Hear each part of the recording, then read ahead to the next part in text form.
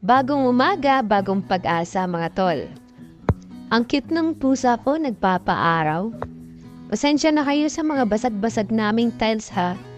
Pero naaaliw lang talaga ako sa kanya.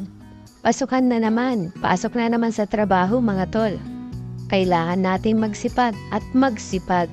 Mahalin natin mga tol kung anong trabaho natin.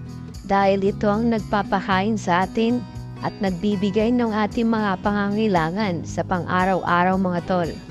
Di bali, makakaraos din naman sa tamang panahon. Ito pala yung lunch ko, gulay at saka punting kanin. May nagbigay din ng merienda yung mga OJT.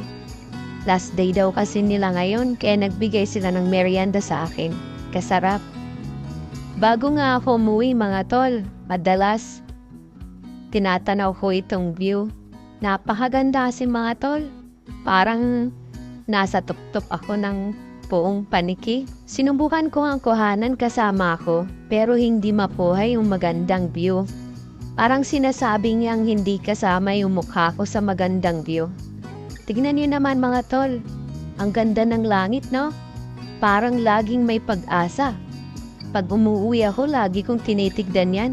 Para kasing sinasabi niyang, ang laki ng mundo, kaya mo yan.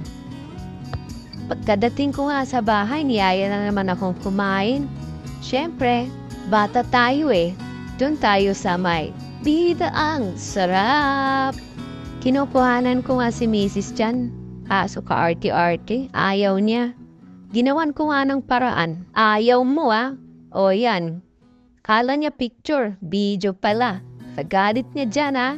Eh syempre, humarap din ako sa aircon para malamig. Gusto ko kasi yung tatayo yung mga balahibo ko. Yun na nga lang tumatayo sa akin eh. Oops, wala akong ibig sabihin dun ah. Basta gusto ko lang nakatapat sa aircon para malamig. Kasi mahilig kami sa malamig.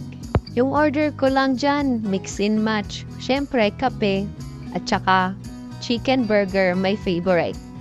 Oh mga tol, hanggang dito na lang. Bye!